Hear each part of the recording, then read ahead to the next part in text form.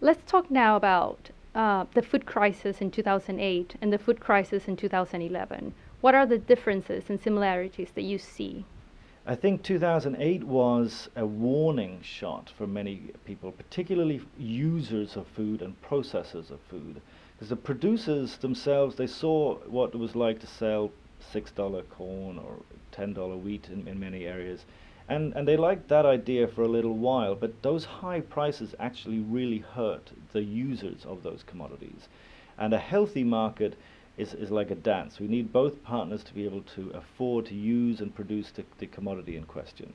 And in 2008, what happened was prices went too high too fast, and the buy side of the market was very badly hurt. And they stepped away, and prices fell off very aggressively over the last few months of 2008.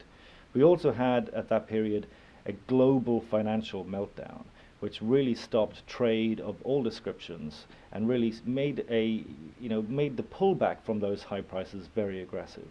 This time around, there's a bigger difference in that there's a lot more risk management being done by the users of commodities, of all commodities, but also in agriculture. And so what this means is they're a lot more disciplined when it comes to making purchases. If they buy corn but they use it to process into another good, they are making sure that whenever they do process it, they match the price that they purchased the corn at, so that they're not taking too much risk onto their own balance sheet. And this means that they can actually accommodate higher prices, because the higher cost of buying corn is actually always offset immediately on the buy side of the equation. So they're able to match whatever they buy with a sensible sale and stay in the game for longer. And so we're going to see a bit more enduring strength on the demand side this time around.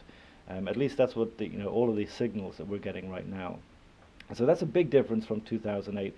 And it's also an important difference in that for producers, this could mean that these higher prices can be sustained for longer. And so this is not going to be a one-off deal. They don't have to panic and think, well, this is the highest price I'm ever going to have.